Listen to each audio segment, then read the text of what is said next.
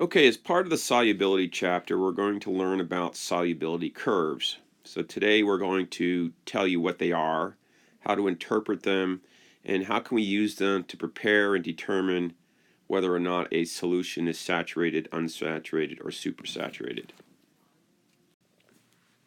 So how do we read a solubility curve and what is it really telling us?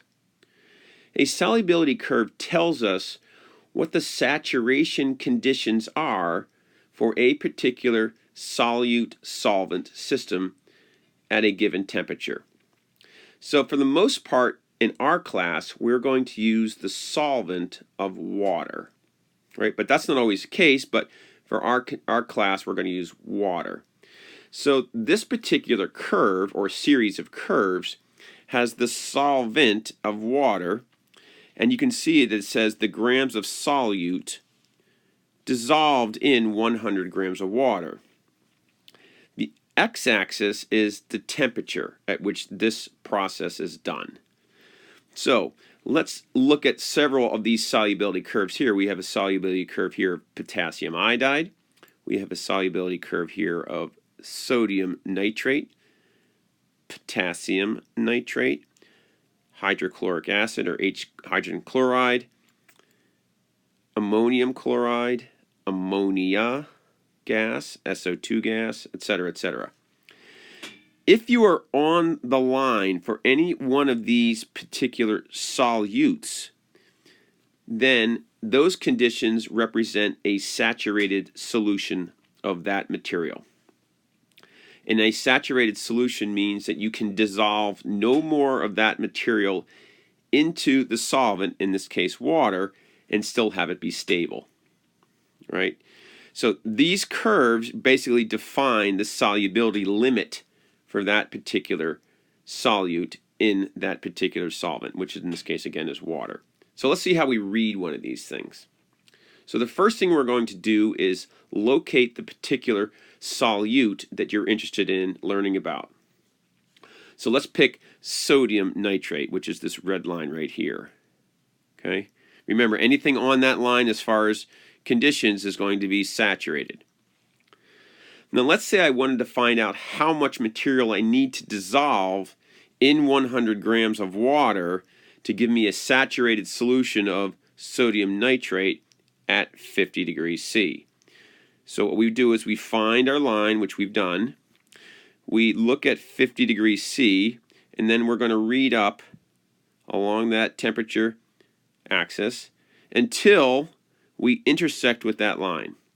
Then we are going to read across, and we're going to read the value that we would need to dissolve at 50 degrees C in 100 grams of water to make a saturated solution, and that number is 115.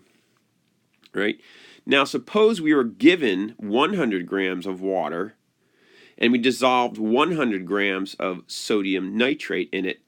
What temperature do we need to do that at in order to make a saturated solution? So it's just the opposite. We're going to find 100 grams of my solute, which is this axis here. I'm going to read back across until I hit that red line again for sodium nitrate, and then I'm going to read down and says that the temperature is going to be roughly 35 degrees C. Right? So they're quite simple to read. You just got to use everything that's intersecting with that line gives you the conditions for that particular solvent and solute system. So let's see how it works on the next page with some more practice. So here's where I'm going to help you with guided practice on how to do this, and on the next slide you're going to do it yourself. So my first question is, how much sodium nitrate is needed to make a saturated solution at 50 degrees C? So the first thing we want to do is, again, locate which one of these curves is our sodium nitrate curve, and that's this one right here. All right, so now we know which one we're working with. Now the next thing we're going to do is we're going to look at 50 degrees C and see where does that intersect with this curve. So I'm going to go back to 50 degrees C right here, and I'm going to go up until I intersect with that curve, and then I'm going to read across to find out how much that is. And when I do that, I go up here, I read across, it looks like it's about 115 grams, so I'm going to write 115 grams.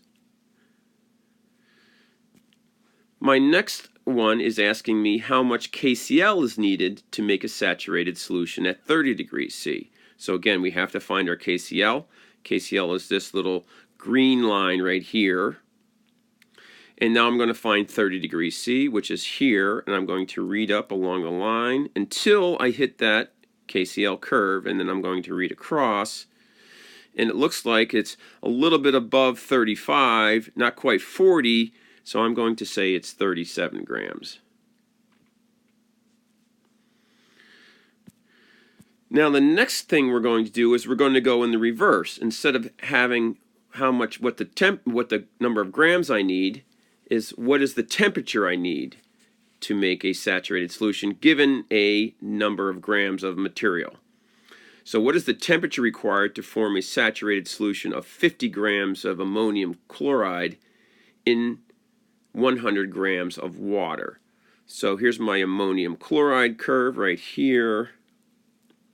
Again, now we're going to, instead of using the temperature, we're going to go use the number of grams. So we find grams. We're going to go all the way across until I hit the purple. And the purple says it's not quite 50, but it's over 40. So I'm going to say it's about 47 grams. 47 degrees C, I'm sorry, 47 degrees C. And the last one is, what temperature is required to form a saturated solution of 10 grams of sodium dioxide dissolved in 100 grams of water?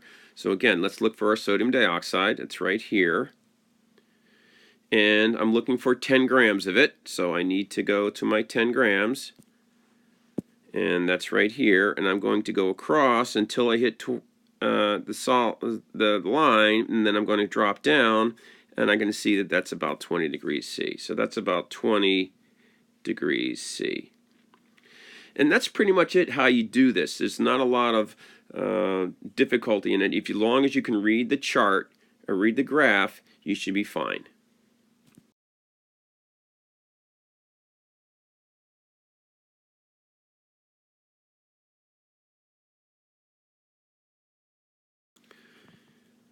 So now you're going to do it yourself. So you can use the graph to the left here to work the problems, or you can download and print the version I gave you with the video assignment on your classroom. So when you're ready, pause the video, work the problems, and then start the video when you're ready to get the answers. So pause the video now. Okay, you should have gotten these answers. If you're not close, especially on these answers right here, you should go back and look about how you did it and see if you can figure out what went wrong. If you're still confused, come find me in class or before school or after school, and then we can easily sort it out.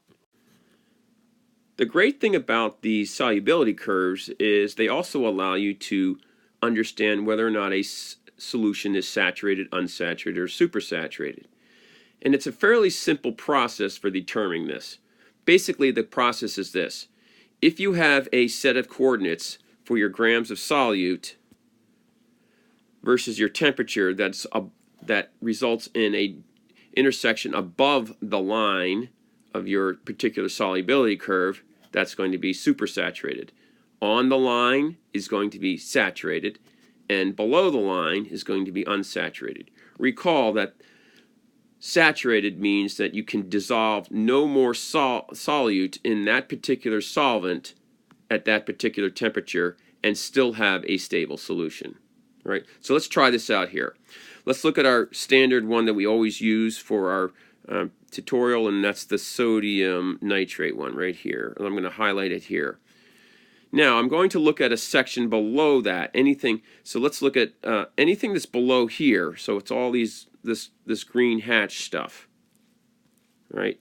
If you have a set of conditions that results in a location below here So let's say you have 30 degrees C and 40 grams of solute. That's a point here. Any of these conditions down here is going to result in a unsaturated solution. I'm just going to put unsat. Remember, directly on the line is going to be saturated. I'm going to erase that and put saturated just to help make sure it's clear. So I'm going to put saturated.